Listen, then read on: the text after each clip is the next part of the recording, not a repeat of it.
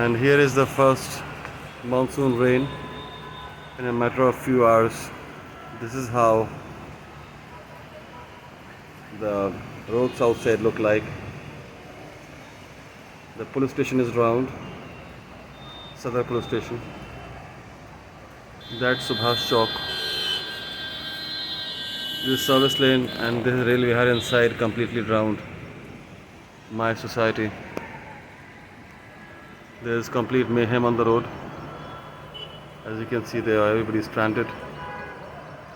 And this tells you that Gurgaon Municipal Administration has literally had no plans, save the kind of chaos people are having.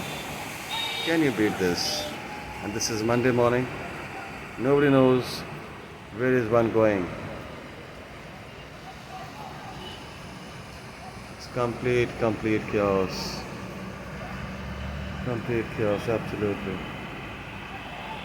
Those who are daring to come in the water, completely risking their vehicles.